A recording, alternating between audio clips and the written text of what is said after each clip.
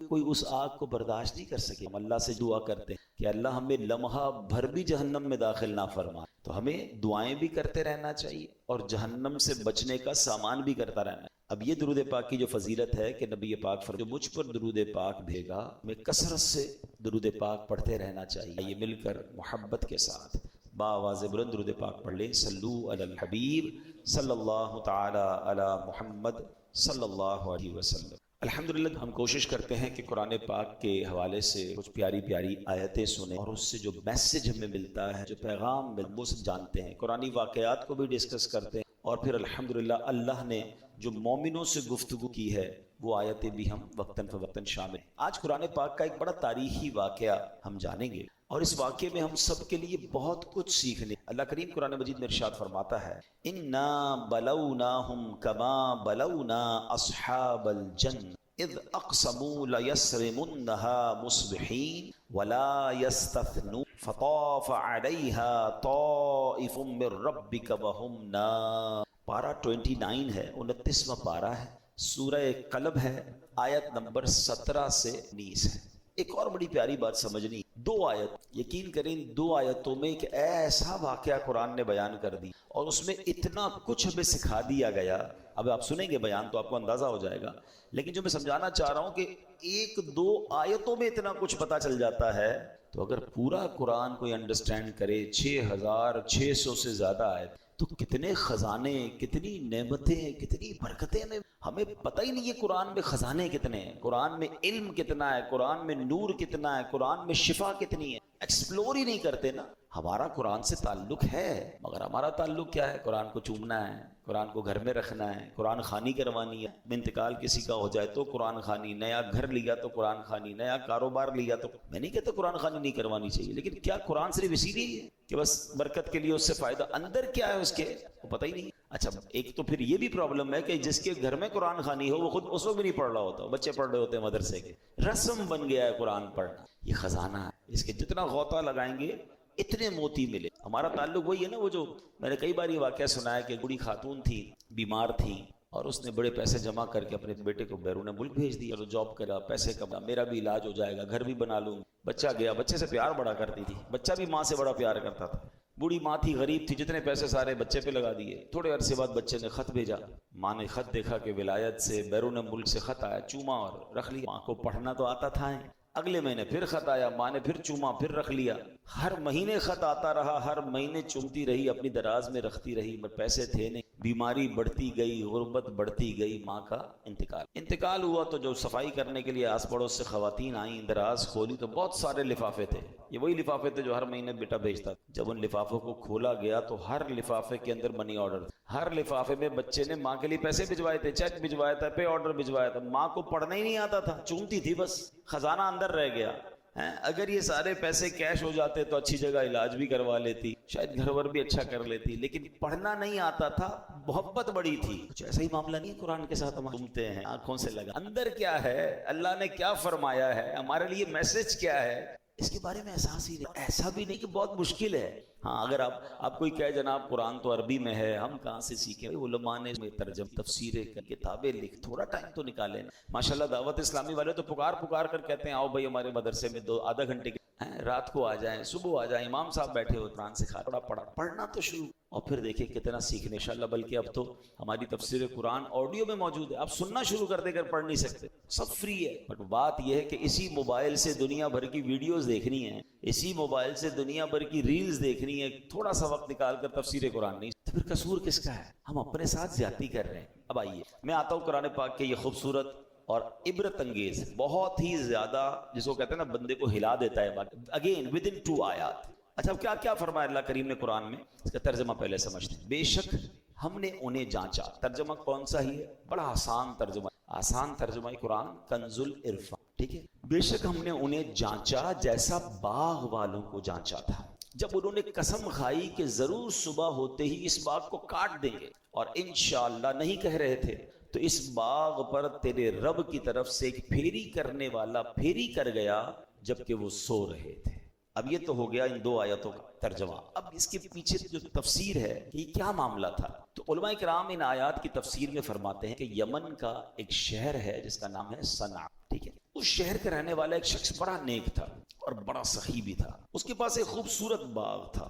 اس شخص کا ایک فارمولا یہ تھا کہ باغ کے جتنے بھی پھل خود بخود زمین پر گرتے تھے یہ فقیروں کو کہتا یہ سارے تمہارے اٹھا لو. اور جب باغ کے پھل توڑے جاتے تھے تو درختوں کے نیچے کپڑے بچھا دیے جاتے تھے. جو پھل گر جاتے تھے توڑتے ہوئے یا ہاتھ سے نکل جاتے تھے تو وہ بھی فقیروں کو دے دیتا. جو خالص اس کا اپنا حصہ بنتا آخر میں سلیکٹ کر کے جو اپنا مال نکلتا اس کا بھی 10واں حصہ فقیروں کو دیتا. یعنی ایسا سخی تھا کہ اللہ کی راہ میں خرچ کرنے کا اس کا بڑا شوق تھا. اللہ نے اس کے باغ میں بڑے پھل لگائے تھے, بڑے جناب ترقی باغ. اب اس بندے کا ہو گیا انتقال. ٹھیک ہے, جب انتقال ہوا تو اس کے 3 بیٹے تھے.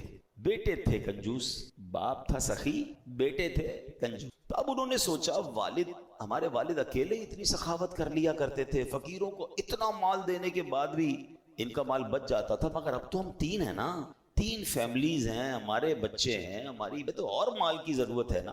اب اگر ہم بھی اسی طرح سخاوت کریں گے تو پھر ہمارے لیے تو کچھ بھی نہیں بچے گا. تو بہتر یہ کہ ہم اب سخاوت نہ کریں. اب ایک رات جب پتا چلا کہ باغ کے پھل پک گئے, ریڈی ہیں. اچھا فقیروں کو بھی پتا چل جاتا تھا کہ بھئی اب باغ کے پھل اتریں گے تو صاحب مال بانٹے گا, تو وہ بھی جمگٹا لگا کے پہنچ جاتے تھے. تو ان بیٹوں نے پلان کیا کہ کل فقیروں کے پہنچنے سے پہلے, محتاجوں کے پہنچنے سے پہلے ہم چلتے ہیں اور وہاں جا کر پہلے سارا ہی مال ہم نکال لیں, ہم اب کسی کو بھی نہیں دیں. قرآن کیا کہتا ہے, اذ اقسموا لیصرمنها مصبحین, جب انہوں نے قسم کھا لی کہ ہم ضرور ہوتے ہی اس باغ کو کاٹ دیں گے, اس سے پہلے محتاج فقیر آئیں اپنا مال لے کے ہم نکل جائیں. اب جب قسمیں کھائیں تو بالکل ارلی ان دا مارننگ, صبح اٹھ گئے, صبح اندھیرے, اور باغ پر پہنچے کہ کسی کو پتہ نہ چلے. بڑے پرجوش تھے. اب قرآن کہتا ہے پلاننگ تو کر رہے تھے مگر انہوں نے انشاء اللہ نہیں کہا تھا, ولا یستثنون. پلان تو تھا مگر کیا انشاءاللہ نہیں کہہ رہے تھے, اپنی پلاننگ کر رہے تھے. کنجوسی تو اللہ کو پسند نہیں ہے, سخاوت اسے پسند ہے. کنجوسوں کو تو ذلت ملتی ہے.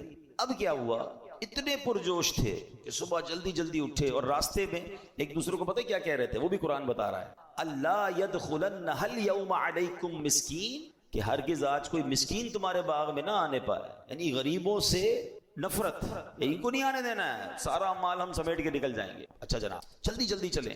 اب جب جیسے ہی وہ وہاں پہنچے تو حیران ہو گئے کہ پورا کا پورا باغ جل چکا, پورا باغ تباہ ہو چکا تھا. راتوں رات اس میں کوئی آگ لگی. ان کا پلان تھا صبح سارے پھل اتارنے ہیں, اور جب صبح پہنچے جو باغ لدا ہوا تھا پھلوں سے سارا جل گیا. اب کیا کہتے ہیں, بے شک ہم ضرور راستہ بھٹک گئے. ایک بھائی کہتا ہے لگتا ہے کسی اور کے باغ میں آ گئی, ہمارا نہیں ہے. دیکھو تو صحیح, کوئی مسٹیک تو نہیں ہو گئی, ہمارے باغ میں تو بڑے پھل تھے, تو پورا باغ ویران برباد جلا ہوا. جب غور کیا تو پتا چلا نہیں, کسی اور کے باغ میں تو ہمارا ہی ہے. ٹھیک ہے, اب قرآن کیا کہتا ہے, وہ کہتے ہیں بل نحن محروم, بلکہ ہم تو محروم ہو, بھٹکے نہیں ہیں, راستہ چینج نہیں ہوا, یہ ہمارا ہی باغ ہے, بربادی ہو گئی. کسی کی سوچوں نے کب سراہا, وہی ہوا خدا نے چاہا. جو اختیار بشر پہ پہرے بٹھا رہا ہے, وہی کوئی تو ہے جو نظام ہستی چلا رہا ہے. میرے پیارے اسلام بھائی, کس قدر اس واقعے میں درس موجود. سب سے پہلے تو اللہ پاک کی قدرت کے متعلق سبق سیکھیے نا, کہ کتنا ایسا ہوتا ہے جب ہم چاہتے ہیں یار یہ ہو جائے گا, وہ ہو جائے گا, میں یہ کر لوں گا, میں وہ کر لوں گا, میں یہ میری پلاننگ, ہوتا وہی ہے جو رب چاہے. اللہ قرآن میں فرماتا ہے, اور تم کچھ نہیں چاہ سکتے مگر یہ کہ اللہ چاہے جو سارے جہانوں. یہ بات ماننی, جو رب نے چاہنا ہونا وہی ہے. انسان کہتا ہے میرا فیصلہ, میرا ڈیسیشن, میری پلاننگ. اللہ جو چاہے گا وہی ہوگا, وہی خالق, وہی مالک, وہی قدرت والا. امام جعفر صادق رحمۃ اللہ تعالی علیہ کا قول سنی, کہتے ہیں اپنے ارادوں کے ٹوٹنے سے میں نے رب کو پہچانا. یعنی جو میں چاہتا ہوں وہ نہیں ہوتا, اس کا الٹ ہو جاتا ہے. اس سے مجھے معلوم ہو گیا کہ کوئی تو ہے جو میرے ارادوں پہ پہرا لگا. ایسا ہوتا ہے نا ہمارے ساتھ, ٹکٹ بھی بک ہو جاتی ہے, آگے کی پلاننگ بھی بک ہو جاتی ہے, ادھر جا کے کسی ملک میں جانا ہے, کسی شہر میں جانا ہے, ادھر کس سے ملنا ہے, ساری پلاننگ بک ہے, مگر اچانک کوئی ایسا معاملہ ہوتا ہے, سارا سفر پلاننگ تو جانے کی تھی, کیوں نہیں ہوا ہے. بہت کچھ زندگی میں آپ کے ساتھ ایسا ہوا ہوگا. بات یہ ہے, اب 2 چیزیں ہیں, میں نے پلاننگ کی اور نہیں ہوئی.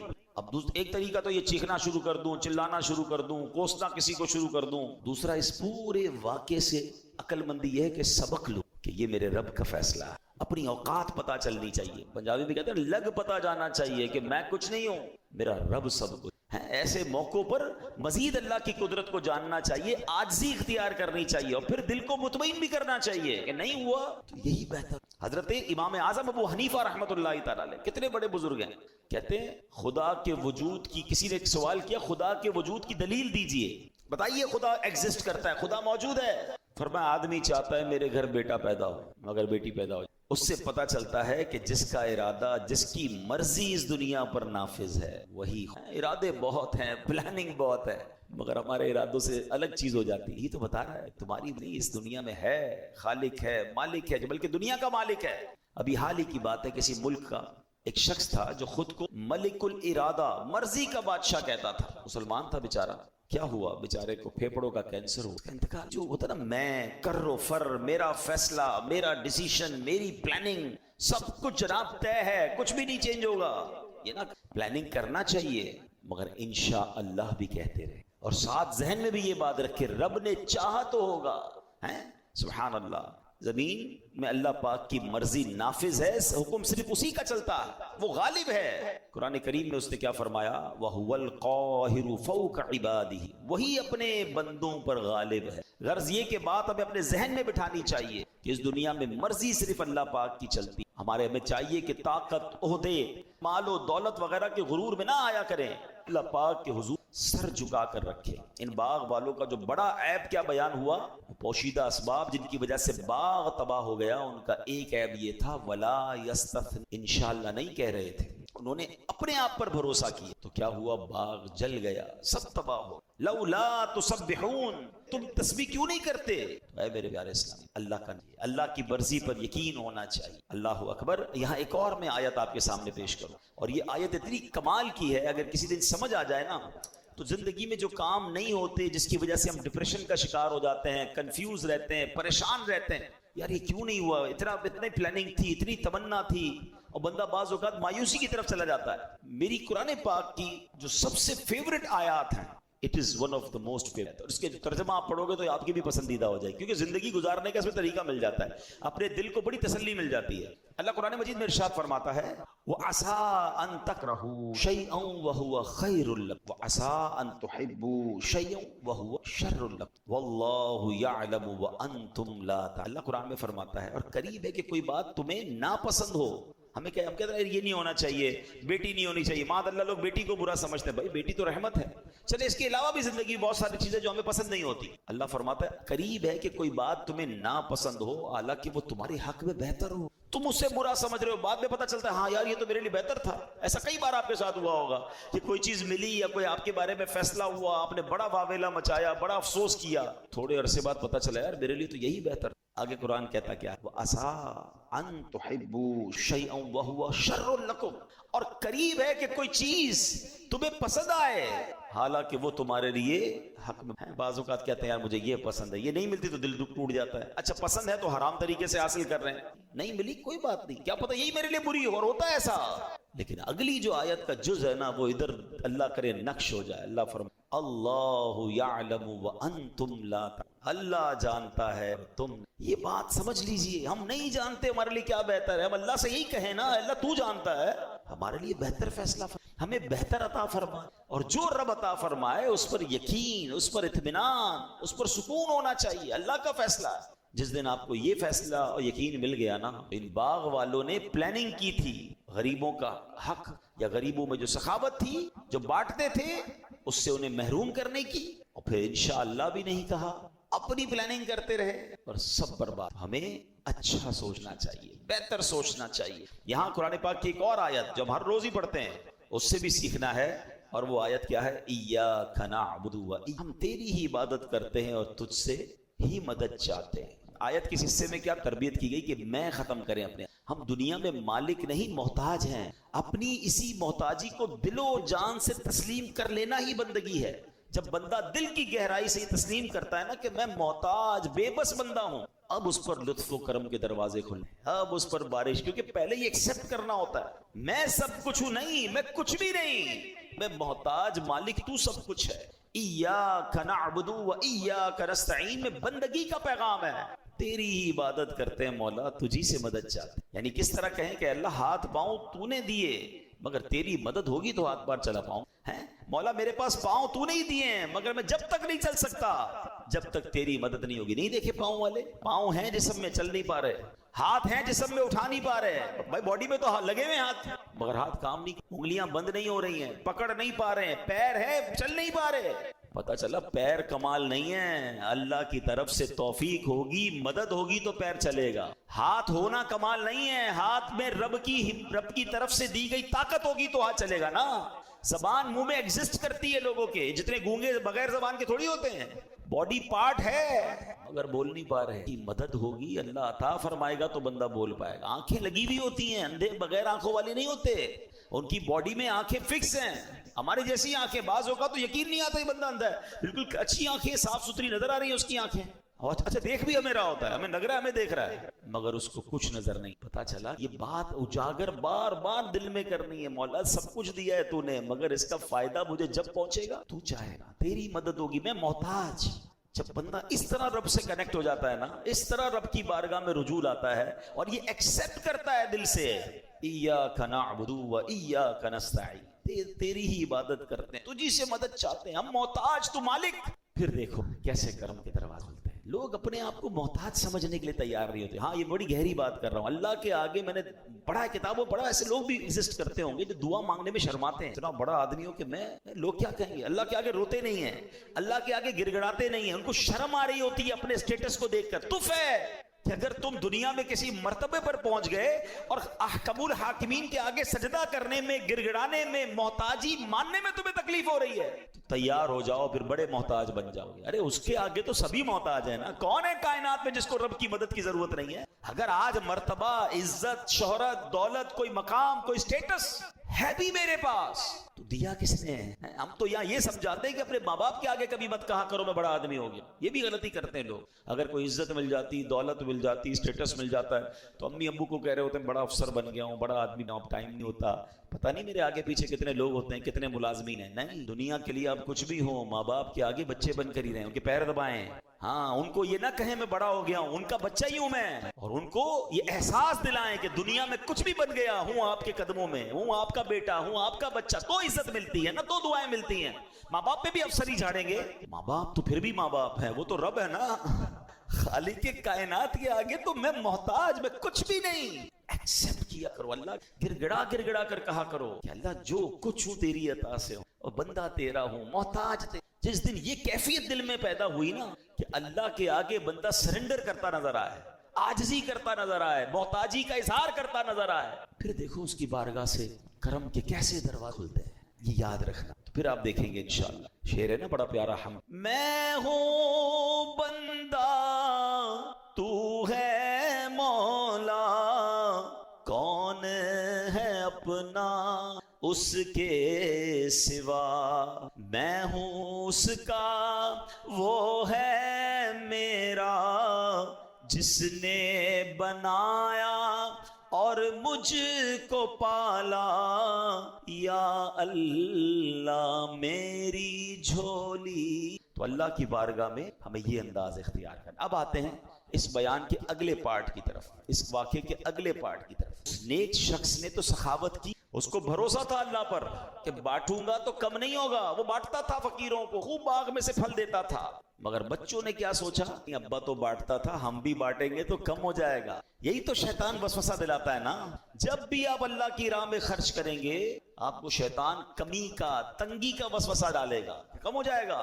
تو باپ تو نیک تھا, بچے نیک بن سکے, بچے سخی نہ بن سکے. یہاں درس کیا ہے کہ اگر آپ چاہتے ہیں نا کہ آپ کی نیکیاں بچوں میں باقی رہیں, بڑی گہری بات کہنے جا رہا ہوں. بعض اوقات آپ نے کچھ بزرگوں کو دیکھا ہے, بڑے سخی ہوتے ہیں, بڑے اللہ کی راہ میں خرچ کرنے والے ہوتے ہیں, مگر ہوتا کیا ہے کہ جب وہ خرچ کرتے ہیں اپنے بچوں کو نہیں سکھا رہے ہوتے, اپنے بچوں کو نہیں بتا رہے ہوتے, اور وہ نہ بتانے کی وجہ سے باپ تو اپنی زندگی میں نیکی کر رہا ہے, انتقال کے بعد بچے وہ ساری نیکی. آج کل لوگ کہتے ہیں بچے کے لیے پیسے چھوڑ کے جانا چاہیے, پلاٹ چھوڑ کے جانا چاہیے. اچھی بات ہے اگر حلال روزی سے کما کر آپ بچوں کے لیے کچھ چھوڑنا چاہتے ہیں, لیکن بچوں کو نیک بھی تو بنا کر جائیں نا, سخاوت بھی تو سکھا کر جائیں کہ بیٹا توکل بھی رکھنا, یہ پیسہ ہی سب کچھ نہیں ہے, اللہ کی راہ میں خرچ کرو گے اللہ اور ملٹیپلائی کر دے گا. مگر بعض اوقات دانستہ یا غیر دانستہ لوگ اپنے بچوں کو کنجوس بنا رہے ہوتے ہیں کہ بیٹا پیسہ ہی سب کچھ ہے, سنبھال کے رکھنا, خرچ نہ کرنا, پیسہ ہوگا تو کامیاب ہوگا.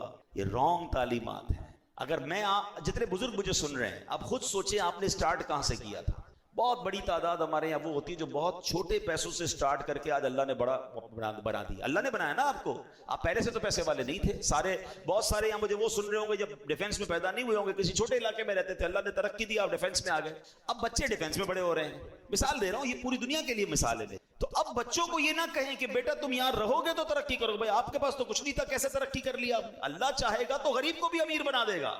مگر اس غربت سے امارت کا جو سفر تھا اس میں آپ کی کچھ نیکیاں تھی، آپ کی کچھ سخاوت تھی، آپ نے کوئی اچھے اعمال کیے. اگر بچوں میں وہ اعمال نہ اتارے تو یہ امیری سے غریبی کی طرف بھی جا سکتے، کیونکہ اللہ کے ہاتھ میں سب کچھ ہے نا. تو سخاوت سکھائیں، نیکیاں سکھائیں. ایک پرابلم کیا ہے کہ لوگ خاص طور پہ، اب ہم بھی چونکہ جب کبھی کبھی چیریٹی کے لیے کہیں جاتے ہیں تو لوگ ہمیں کسی ینگسٹر سے بات ہو نا کہ بیٹا آپ اپنی زکوٰۃ کس کو دیتے ہیں؟ ابو دیتے ہیں یا دادا حضور. اچھا بھائی آپ نیکی کے کام میں خرچ کیا ہوتا ہے؟ ہمیں کچھ بھی نہیں پتا. وہ دادا حضور کرتے ہیں، ابو. یہ غلط کرتے ہیں.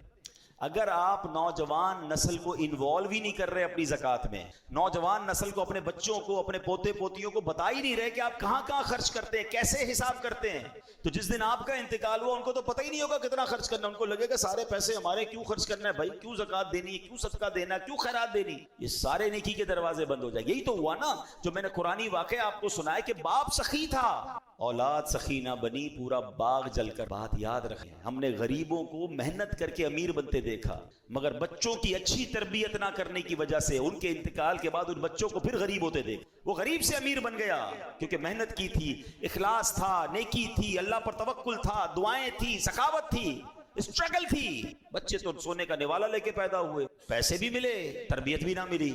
اسی پیسوں کو جناب کوئی جوئے میں لگا رہا ہے، کوئی شراب میں لگا رہا ہے، اور بعض اوقات سب برباد ہوتے. صرف پیسہ چھوڑ کے نہیں جانا ہے، اچھی تربیت چھوڑ کے ان کو اپنے نیکی کے کاموں میں انوالو کریں. علماء نے کہا اپنے بچے کو سخی بنانے کا طریقہ یہ ہے کہ جب بھی نیکی کا کام کرے بچے کے ہاتھ سے کروائے، سخاوت کرے، اپنی اولاد کو بتا کر کرے، اس کو آپ بھی کرو، اس کے ہاتھ سے دلوائے. تاکہ یہ پریکٹیکل ٹریننگ ہے کہ ہمارے ابو اس طرح بانٹتے تھے، ہمارے دادا اس طرح بانٹتے تھے، گھر میں یہ نیکی ہوتی تھی، گھر میں یہ ختم ہوتا تھا، گھر میں اس بزرگ کا جب یوم منایا جاتا تھا تو غریبوں کو کھانا کھلایا جاتا تھا. کتنے ایسی چیزیں جو روایتیں ختم ہوتی جا رہی ہیں کیونکہ سارے کام اپنے ہاتھ میں رکھے ہم نے، بچوں کی ٹریننگ ہی نہیں کی. ایسا نہ کریں، انوالو کریں. بچہ جناب کہاں ہے، وہ اس کا کام کھیلنا کودنا کاروبار کرنا، ابا سارے نیکی کے کام کر رہے ہیں، بالکل کیجیے آپ، مگر ان نیکی کے کام میں اپنے انوالو. یہ نیکیاں باقی رہیں گی. آپ میں سے، ہم میں سے بہت سارے وہ ہیں جو 40s پلس 50s ہیں. اگر میرے اور آپ کے اندر کوئی نیکی ہے تو ہمارے ماں باپ کی وجہ سے، انہوں نے سکھایا تھا، ہمیں ساتھ بٹھا کر سکھایا تھا.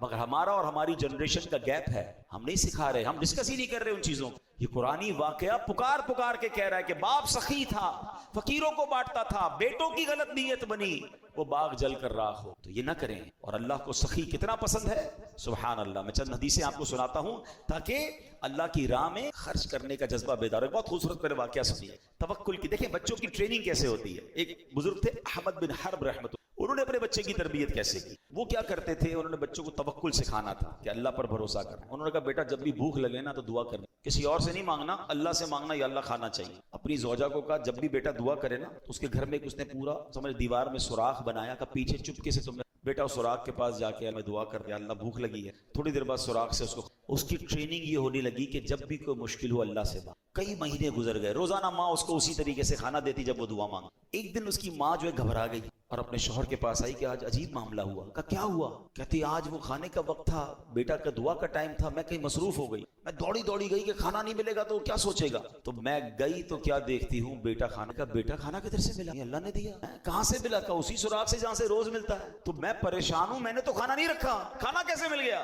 حضرت احمد بن حرب کہتے ہیں مجھے اسی دن کا انتظار تھا، اب تمہیں کھانا دینے کی ضرورت نہیں ہے، اس کا اللہ سے کنیکشن ایسا ہو گیا، اس کو غیب کے خزانوں سے ملنا. یہ دیکھیے یہ تربیت کا انداز تھا نا کہ اللہ سے مانگنا ہے، بیٹا اللہ پر بھروسہ رکھنا ہے. ہم کہتے ہیں بیٹا پیسے ہوں گے تو تیرا کام ہوگا، پیسے بنا، پیسے تعلقات بنا، ورنہ مشکل میں پھنس جائے گا. تیرے رابطے نہیں ہوں گے تو آگے جا کے ڈیفیکلٹ ہو جائے گا. ارے کب سکھاؤ گے کہ اللہ سے دوستی کر، اللہ کو راضی کر. پیسے چھوڑ کر جاتے ہیں مگر تربیت کر کے نہیں جاتے. حضرت عمر بن عبدالعزیز رحمۃ اللہ تعالی علیہ کا واقعہ، آپ کا جب انتقال ہوا، امیر المومنین تھے، آج کے دور کے پرائم منسٹر تھے، پوری آدھی دنیا پر گویا حکومت تھی. ہمارا اس طرح کا کوئی بندہ ہو تو پتہ نہیں کتنے خربوں روپے بنا لیتا ہے. انتقال ہونے لگا تو بہت تھوڑے پیسے چھوڑ کے جا رہے تھے. کسی نے کہا حضرت آپ اتنی بڑی شخصیت، اپنے بچوں کے لیے چھوڑا ہی کچھ نہیں، بچا ہی کچھ نہیں، اتنا خرچ کر دیا اللہ کی راہ. کیا کمال کا جواب دیا. فرماتے ہیں بچے اگر میرے نیک ہوئے نا تو اللہ ان تھوڑوں میں بھی بہت برکت ڈال. اور بچے اگر غلط ہیں، حرام کرنے والے، تو ان کے لیے چھوڑنا ہی ٹھیک نہیں تھا، کیونکہ میں چھوڑ کے جاؤں گا غلط کام کریں گے قبر میں ہی مار پڑتی ہے نا. کتنی کمال کی بات. ہم اس پرابلم میں، اس سوچ میں پڑے ہوئے ہیں کہ ہم بچوں کے لیے چھوڑ کر کیا جائیں. آپ بچوں کی اچھی تربیت کر کے چھوڑ جائے. باقی اللہ مالک ہے، اللہ دینے والا ہے. اگر وہ اللہ کے نیک بندے ہوئے، اللہ غیب کے خزانوں سے انہیں عطا کر دے گا. اور اگر اللہ کو ناراض کرنے والے ہوئے، آپ